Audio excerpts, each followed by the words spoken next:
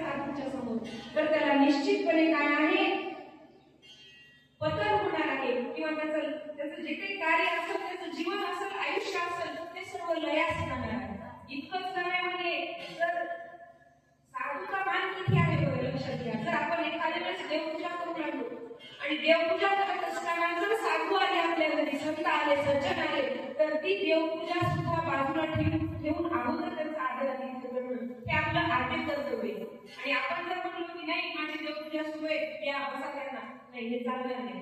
कारण साधूच्या समोरची जी आपली नम्रता आहे, साधू समोरचं जे आपलं वागणं आहे, कारण कसं असतं, पतिव्रतेला किंवा एखादी पतिव्रत आहे आणि पतिव्रतेला जर त्रास दिला तर पतीला त्रास होईल का नाही, निश्चितपणे होणार आहे. तसं देवाचे गोष्ट आहे, साधू संत हे देवाचे पती म्हणजे पती असल्यासारखे, एकच पुरुष तो म्हणजे देव आणि बाकी सगळी प्रकृती.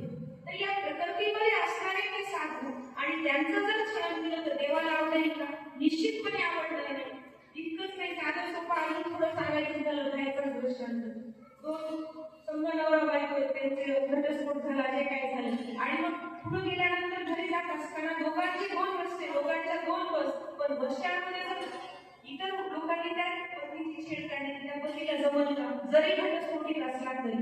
मग कसलाही असला तरी देवाचं नाव घेणारा किंवा देवाचा भक्त असेल आणि देवाच्या भक्ताला जर आपण छळलं, देवाच्या भक्ताला जर आपण त्रास दिला, तर निश्चितपणे देव त्याचा बदला घेतल्याशिवाय राहत नाही, त्याचं पतन झाल्याशिवाय राहत नाही, असं अक्षर या ठिकाणी सांगू लागले. पुराणींच्या कथा माझा अनुभव प्रत्यक्ष आला, देव पेक्षिती साधू संता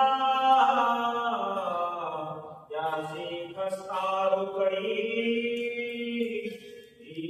पुराणातल्या शास्त्रातल्या पुस्तकातल्या कुठल्या कथा सांगते का, असं नाही, पण मग काय, मी माझा स्वतःचा अनुभव सांगते.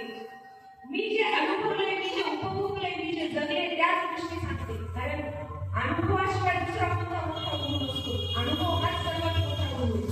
आणि मग कितीही शास्त्र म्हणजे शास्त्रातल्या कथा गोष्टी सांगितल्या, त्याच्यापेक्षा जास्त अनुभव सिद्ध असतो, अनुभव मोठा असतो. म्हणून म्हणता की पुराणाची कथा नाही, जे पेक्षिती साधू संता त्यासी कष्टा गोकडी, त्याला निश्चितपणे पकडायला जावं लागतं आणि त्या पद्धतीनं मी जीवन जगलेले आहे.